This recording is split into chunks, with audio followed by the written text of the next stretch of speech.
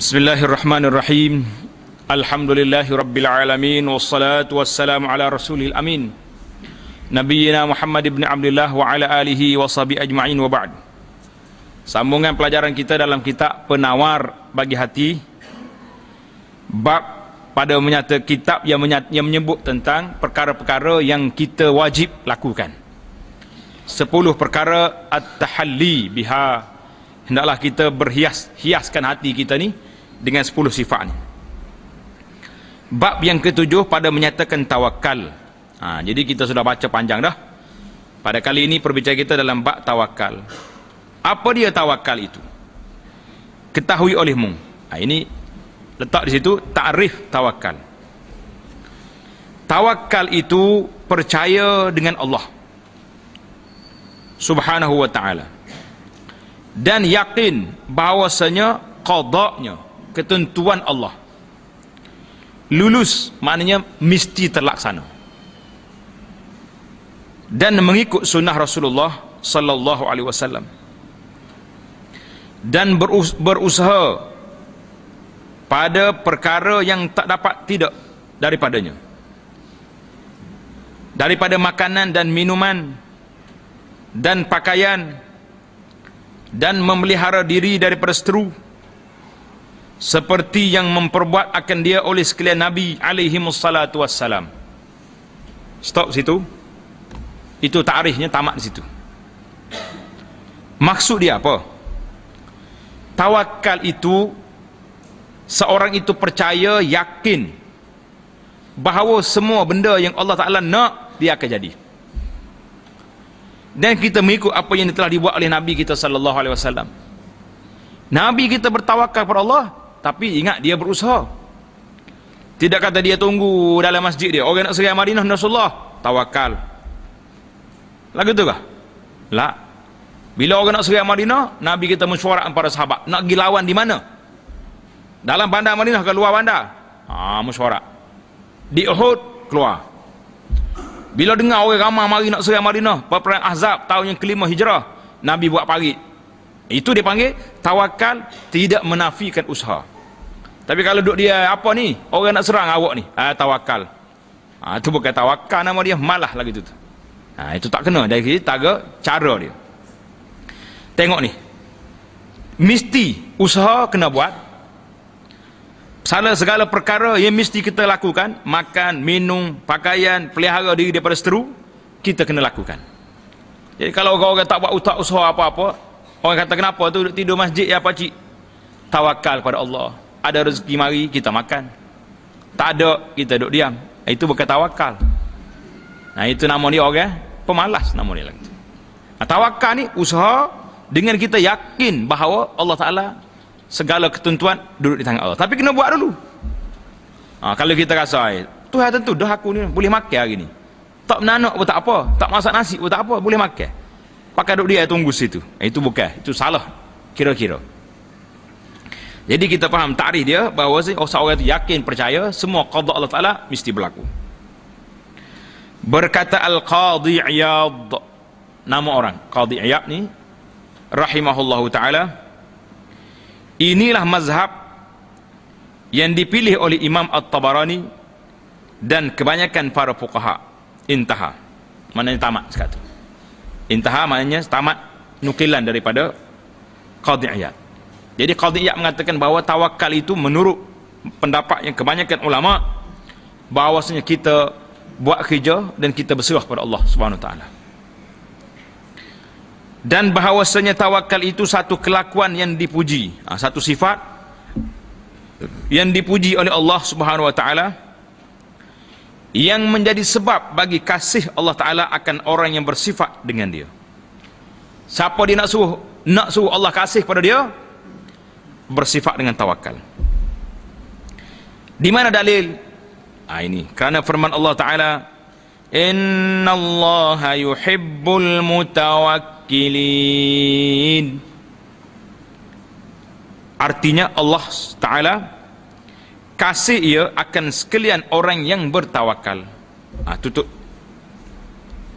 tamat dia punya terjemahan. Ayat ini diambil daripada surah Ali Imran ayat 159. Jadi tawakal ni satu sifat yang dipuji oleh syarak, yang mesti kita kena lakukan. Dan lagi tawakal itu kelakuan yang disuruh, yang diperintahkan oleh Allah Subhanahu Wa Taala. Terkadang ada kalanya wajib, dan terkadang maknanya ada kalanya sunat. Tawakal ni ada waktunya wajib dan ada waktu dia jadi sunat. Mana dalil? Firman Allah Ta'ala, wa 'alallahi fatawakkalu in kuntum mu'minin. Artinya, dan ke atas Allah Ta'ala jua maka bertawakal, berserah diri oleh kamu jika adalah kamu itu orang yang beriman. Lepas beriman tutup. Jadi kalau kamu beriman, kamu berserah diri pada Allah. Surah ayat ini daripada surah Al-Maidah ayat 23. Dan firman Allah Ta'ala lagi, wa 'alallahi falyatawakkalil mutawakkilun. Artinya, dan atas Allah Ta'ala jua maka hendaklah tawakal sekalian orang yang bertawakal, tidak atas orang yang lain daripadanya. Itu tutup kurungan, sekalian orang yang bertawakal. Maknanya yang kedua ini ambil daripada surah Ibrahim ayat 12. Dan memadakan Allah Ta'ala akan orang yang bertawakal. Mana Allah Ta'ala jamin, Allah Ta'ala beri perlindungan, pertolongan kepada orang yang bertawakal. Itu mana memadakan. Dalilnya firman Allah Ta'ala, wa man yatawakkal 'ala Allahi fahuwa hasbuh. Artinya, dan sesiapa menyerahkan diri, menyerahkan akan segala pekerjaannya kepada Allah Ta'ala, maka Allah Ta'ala memadakan akan dia, mencukupkan akan dia. Dia akan rasa cukup. Bila Allah Ta'ala serah pada dia, dia berserah pada Allah, Tuhan akan rasa cukup dia. Kenapa yang kita tamak hari ini tak rasa cukup? Kerana kita tidak serah kepada Allah. Kita serah kepada makhluk. Kenapa ni tak sempat nak pergi salat? Allah cari rezeki. Majikan tak bagi. Ni banyak kita terima dua hari ni. Ada tempat-tempat tertentu tidak dibenarkan pergi semaya Jumaat. Tak boleh semaya Jumaat. Sebab apa tak boleh semaya Jumaat? Sebab dia kata lama sangat ni awak ni. Kan semaya Jumaat dengar khutbah lagi. Lepas tu suara baru salat, panjang dia kata. Macam-macam. Dan orang yang tawakal tadi, kemudian artinya, maksud ayat tadi apa? Menolak ia daripadanya akan barang yang menyusahkan akan dia. Hasbuhu, mana memadai akan dia. Allah Ta'ala tolak semua pada perkara yang tak kena dengan kita. Perkara yang menyusahkan kita, Tuhan akan hindarkan. Tuhan akan tolak segala bala bencana. Jadi bila syaratnya kita kena tawakal kepada Allah. Jadi kalau kita tak tawakal, nak suruh Tuhan jaga kita ya, kita tak jaga hak Allah. Tak.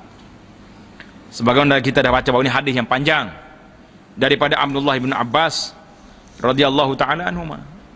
Nabi kata, ihfazillah yahfaz. Mu jaga hak Allah, Allah tak jaga hak kamu. Ni dak kita ni. Hak kita suruh Tuhan jaga. Hak Allah kita tak jaga.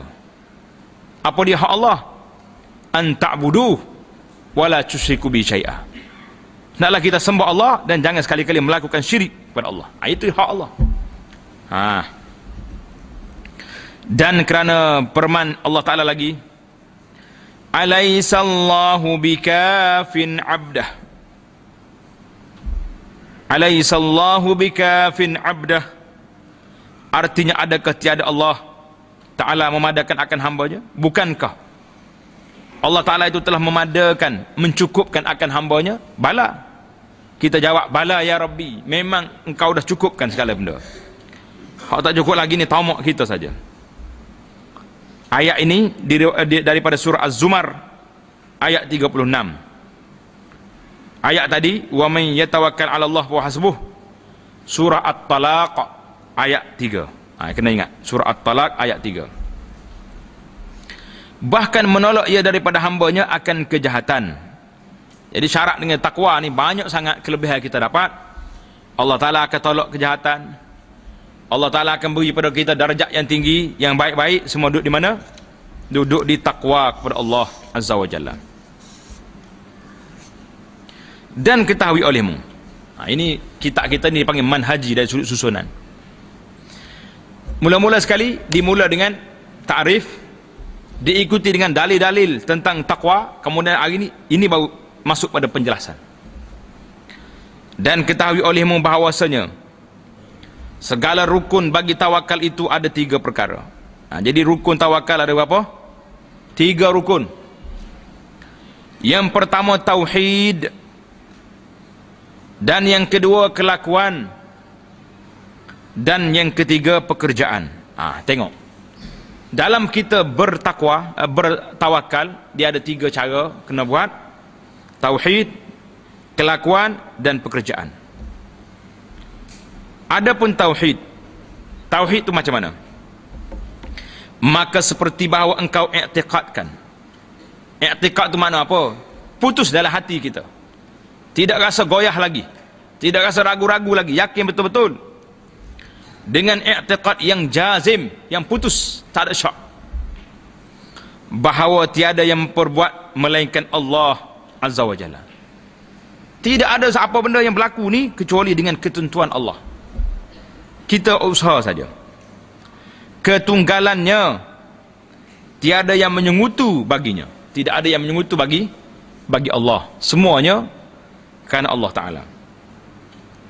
Baginya kerajaan dan baginya pujian, dan ia sangat berkuasa atas tiap-tiap sesuatu. Ini keyakinan kita, tauhid kita, ini cara. Dan inilah tauhid yang asal bagi tawakal. Asal tawakal tu duduk di tauhid. Kita yakin bahawa segala perkara yang berlaku atas dunia ini dengan kehendak Allah. Kerana hanya sanya tawakal ke atas Allah Ta'ala, mereka yang tiada mengiktikadkan ia akan yang ada, yang memperbuat yang lain daripada Allah Ta'ala. Jadi kita tawakal itu, kita yakin bahawa tidak ada kuasa lain yang boleh mengatasi kuasa Allah Azza wa Jalla dalam mengadakan sesuatu. Itu dia panggil, nak tawakal kena ada tauhid. Tauhid biar betul, yang kita yakin dan percaya, tidak ragu-ragu bahawa semua perkara ini di bawah pengawasan, di bawah kejadian, di bawah tadbir Allah Subhanahu wa Ta'ala. Itu yang pertama. Tutup situ, sampai situ, tutup full stop, letak titik. Tanda yang kedua, adapun rukun yang kedua, iaitulah kelakuan hati. Maka percaya hati engkau dengan Allah. Hati kena yakin dengan Allah. Dan diam ia. Bila berlaku apa-apa, kita diam. Dengan menyerahkan segala pekerjaan kepada Allah. Dan tiada berpaling ia kepada yang lain daripada Allah sama sekali. Jadi bila kita yakin, hati kita pula semata-mata kepada Allah, tidak pada benda lain. Kalau orang ni yakin pada Allah, tapi bila mari ada satu-satu perkara, musibah atau apa perkara, kita pergi serah diri kita kepada Tok Bomo, kepada Tok Usu, kepada Tok Keramat, Tok mana-mana, maka ini dia panggil tidak tawakal kepada Allah. Kita tawakal kepada tuk-tuk yang ada tu. Ini tuk ni bahaya ni. Bermula misalnya, contohnya, apa dia contohnya? Mereka yang berwakil, kita lantik wakil untuk menjawab dakwaan di hadapan qadi, di hadapan hakim, akan lawyer. Lawyer ni mana peguam sekarang ni. Apa dia kata pukrul tu? Apa jago dia pukrul? Pukrul? Wakil. Bahasa apa ni? Bahasa Melayu ke bahasa orang putih? Pukrul ni.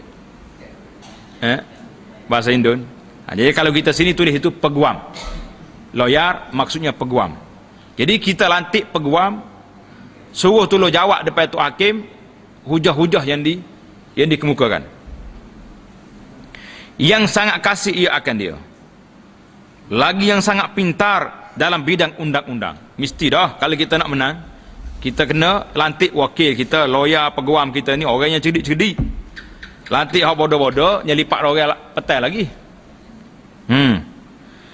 Maka bahawasanya yang berwakil itu diam ia di rumahnya dan senang hatinya kerana tiada berfikir ia pada pekerjaan dakwaan itu.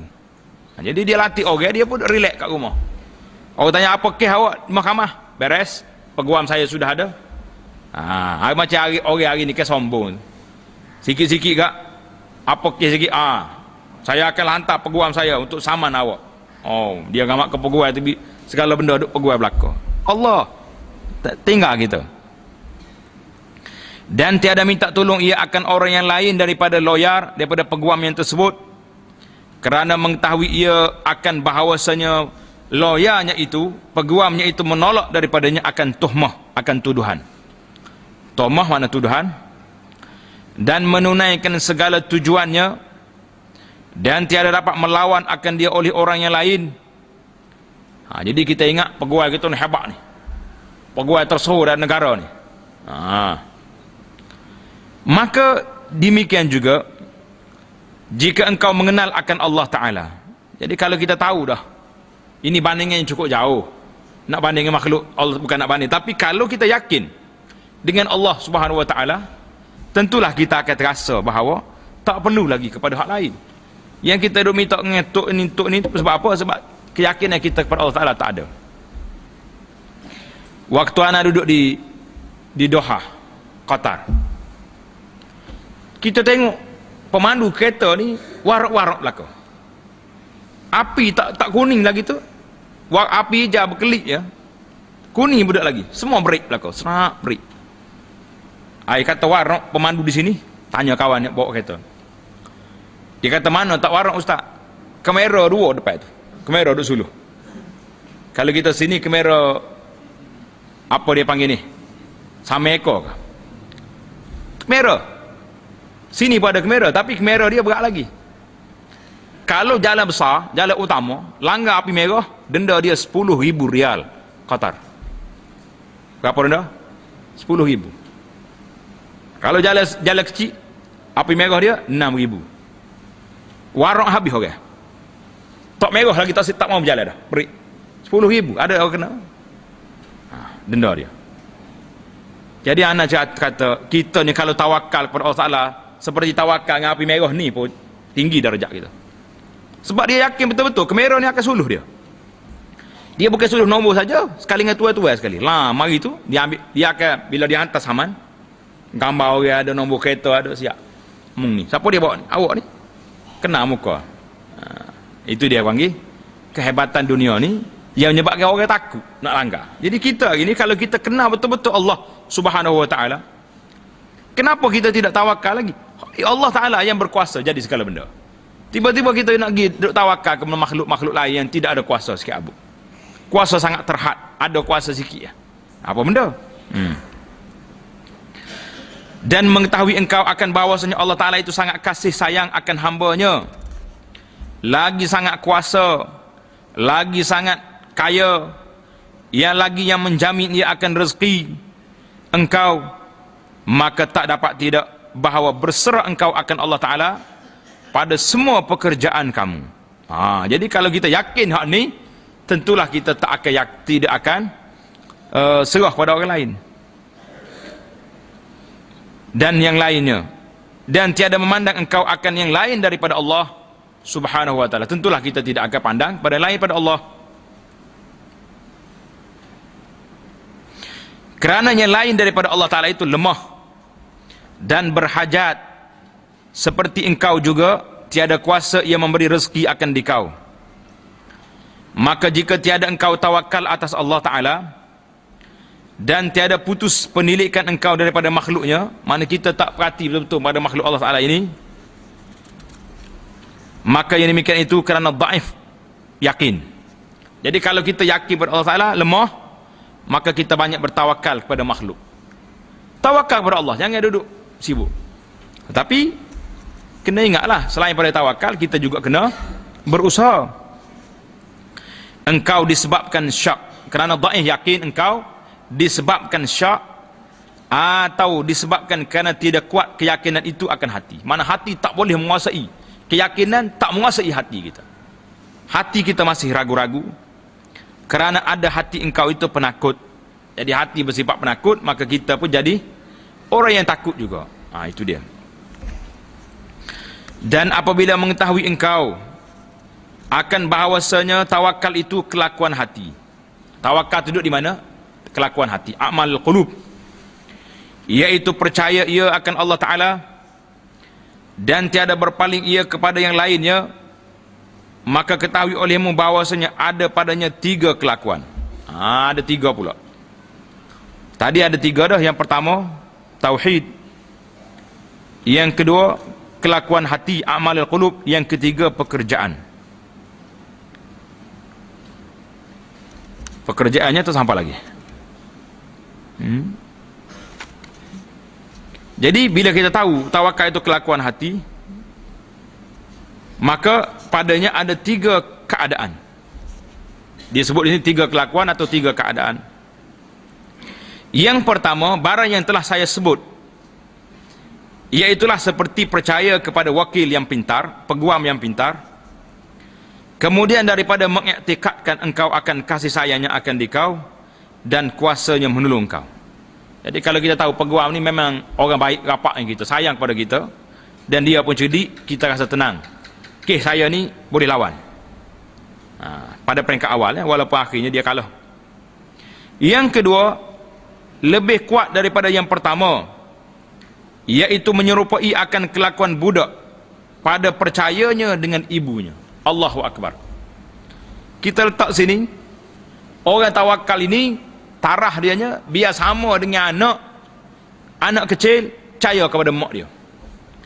Apa benda dia minta dengan mak? Mak nak susu, mak nak pergi tandas, semua benda mak dia. Dia tak minta dengan orang lain, sebab makam dia tu makam yakin dia kepada ibu dia. Ini tarah kita. Jadi dia kata kalau kita boleh buat yang ni, yakin kita kepada Allah Ta'ala setakat ni, kita tambah satu lagi, yakin kitanya seperti lampu isyarat yang dijaga oleh kamera tu. Tak langgar 10,000. Ini tapi tak naik darjah tu. Dia main darjah kelip-kelip dia panggil ni. Sekali nyala, sekali tak nyala. Allah. Dan minta tolong budak itu akan dia pada segala yang mengenai akan dia. Segala perkara dia minta tolong mak dia. Mak, seperti dia lapar dan dahaga. Dan kerana percaya ia akan kasih sayang ibunya akan dia. Itu dia panggil perkara yang kedua tadi, yakin. Tarahnya tarah budak-budak. Contoh dia. Dan kelakuan yang dua ini tiada dapat ia dengan usahanya dan dengan berfikir bersalahan kelakuan yang pertama. Yang kedua ni naluri dia panggil. Budak ni mesti tergantung dengan mak dia. Kelakuan yang ketiga lebih tinggi daripada yang kedua, tarah kanak-kanak, anak kecil, iaitu bahawa adalah yang tawakal itu padanya di sisi Allah Subhanahu wa Ta'ala seperti orang yang sudah mati di hadapan tukang memandikan mayat. Orang mati dengan tukang mandi, dia boleh lawan tukang mandi dia. Kalaunya juru mandi mayat ni buat kasar sikit, ambil air banyak ciru, lemah aku ni, boleh buat? Tak ada dah. Dia pakai duk dia situ je, ngangor situ, ngangor lah. Ini dia panggil tawakal atas lagi. Atau seperti budak kanak-kanak di hadapan ibunya, mengetahui ia akan bahawasanya ibunya menuntut akan dia, ibunya akan mari cari dia, sekalipun tiada ia menangis.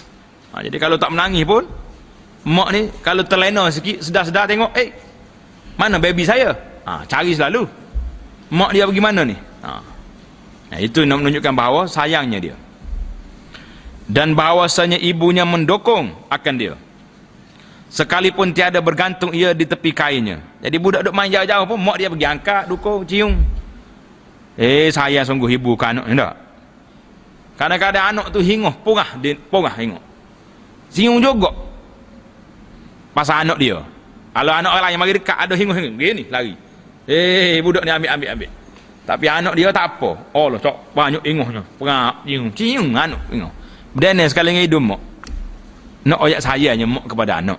Tak. Tapi anaknya mak jangan main. Celek mata selalu. Jadi dia yakin dan bahawasanya ibunya menyusukan akan dia sekalipun tiada meminta ia akan dia. Itu dia panggil. Cukuplah 3 kelakuan hati itu dibuat bandingan dengan kita percaya kepada wakil kita, peguam kita, anak percaya kepada anak dia, dan kita percaya juga bahawa ibu tu sayang kepada anak walaupun anak dia tak ira kepada mak dia. Ada dekat cerita tu. Ingat ada cerita orang pikul mak dia pergi tawaf, pergi ke Mekah, dia kalah mak dia. Sudah kalah, dia tanya Tok Guru, Tuan Guru, saya bawa daripada negeri saya lagi ibu saya ni kendo letak atas belakang. Galah kau panggil. Kalau bahasa Kelantan kata apa dia panggil? Duko. Kekong, letak atas belakang. Sudah tawaf semua bagi Arafah, galah atas belakang. Lepas sudah haji, dia pergi tanya Tuan Guru di Mekah. Tuan Guru, Tuan Syekh, saya terbayar ada kau utem mak saya ni. Mana jasa mak saya dulu. Duduk galau, duduk apa ni gendo saya ni. Cukup balas dah kau. Tok Guru tu kata apa? Sedap jawapan dia. Dia kata tak terbalas lagi. Sebabnya berbeza di antara anak dengan mak. Mak dia waktu dia kendung kita, waktu dia dukung kita, dia duk tiup kita, duk cium kita, duk harap kita besar. Panjang umur. Waktu anak galah mak, duk kira hari, berapa hari lagi orang tua ni nak pergi. Nak mati. Lain tak? Lain tak lain? Beza. Hak ni nak suruh panjang umur, nak suruh sihat. Hak anak dukung mak, duk mikir orang tua ni berapa hari lagi. Innalillahi wa inna ilaihi raji'un. Jadi tak terbalah dah kitanya. Karena itulah kita pergi pada rukun yang ketiga.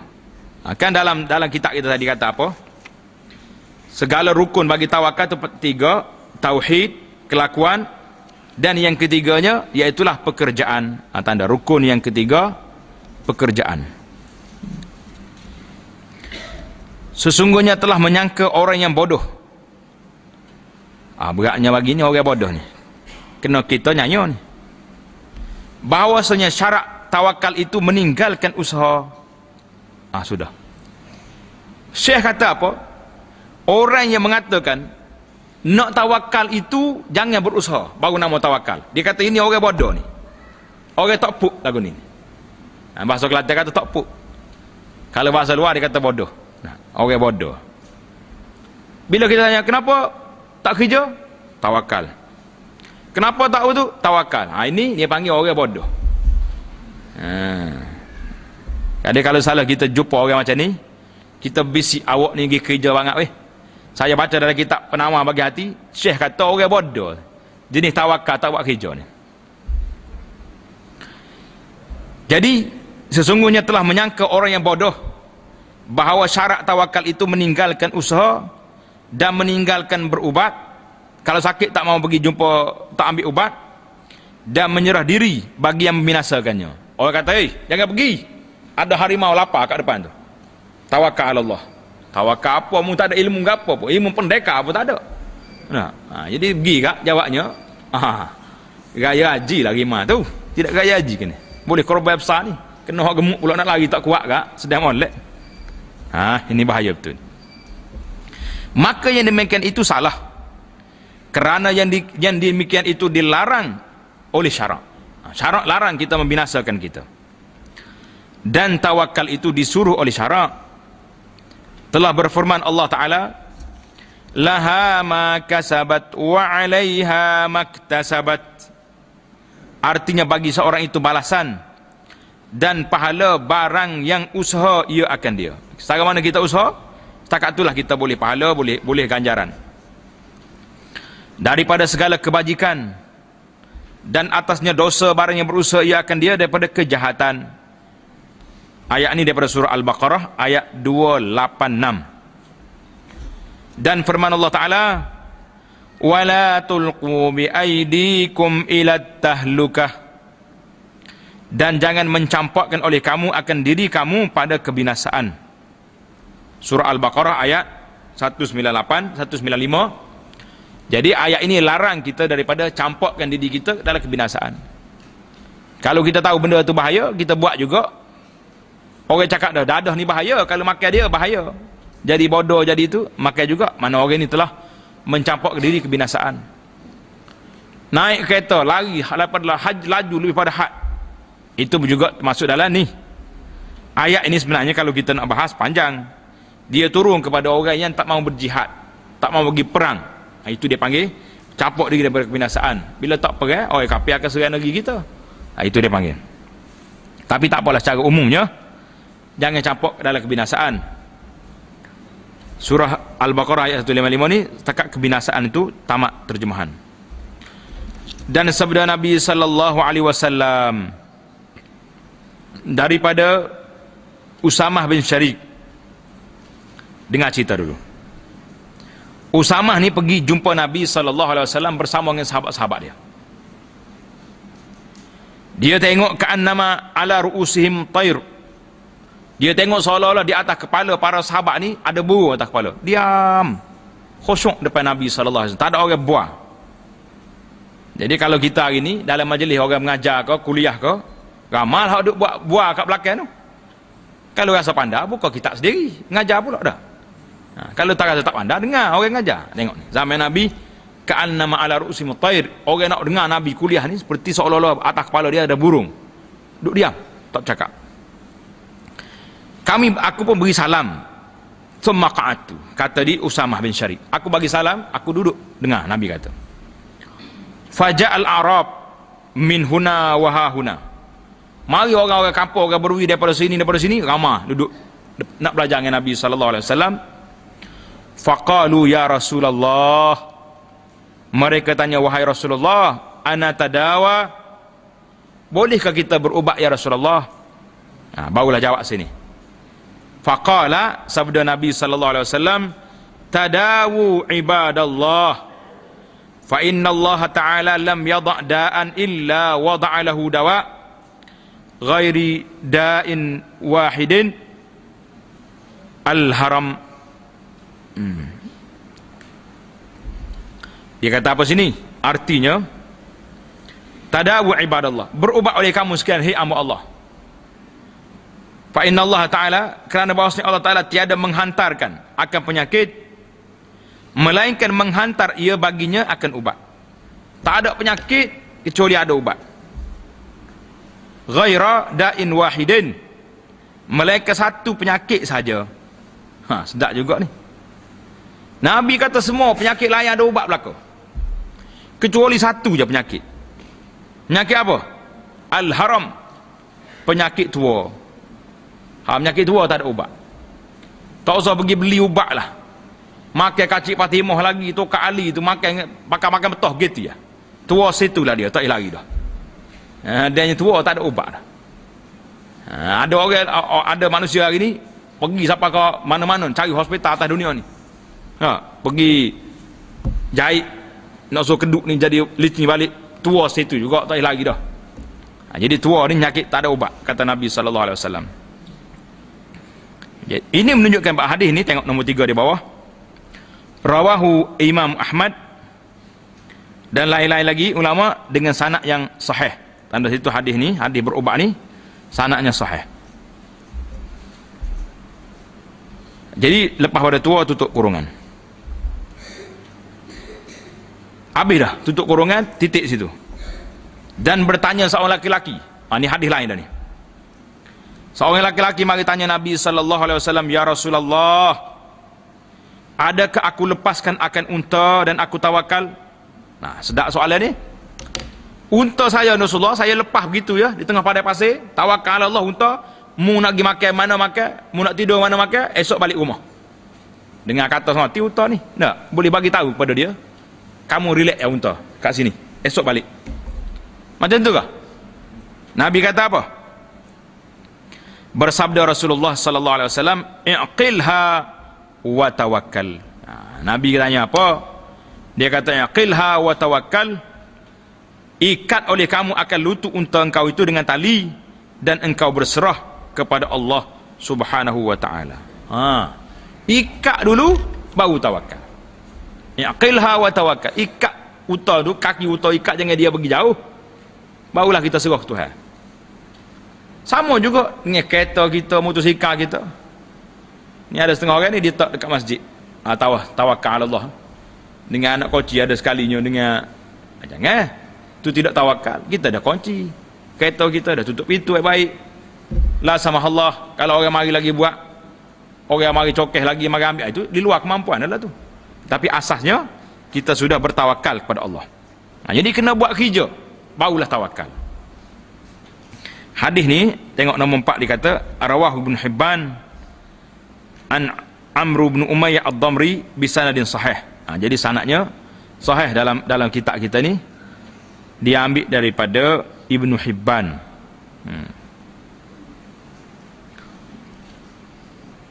Kemudian daripada selesai membicarakan tentang tawakal, saya akan bicarakan pula dalam kitab ini tentang al-mahabbah, mahabbatullah, kasih akan Allah. Kenapa? Ini soalan sedap ni. Kenapa pula lepas tawakal kita kena kasih? Kerana adalah tawakal itu sebab bagi kasih akan Allah Ta'ala, sebab bagi kasih Allah Ta'ala akan orang yang bersifat dengan dia. Mana dalil? Kerana firman Allah Ta'ala, innallaha yuhibbul mutawakkilin. Ayat kita baca awal tadi kan. Jadi Allah Ta'ala suka kepada, kasih kepada orang yang bertawakal. Daripada surah Al-Imran ayat 159, maka bab yang seterusnya iaitulah bab yang ke-8 pada menyatakan mahabbatullah, kasih akan Allah Subhanahu wa Ta'ala. InsyaAllah kita akan sambung kasih kepada Allah Ta'ala ini dalam perbincangan kita yang akan datang. Subhanakallahumma bihamdika asyhadu an la ilaha illa anta astaghfiruka wa atubu ilaik.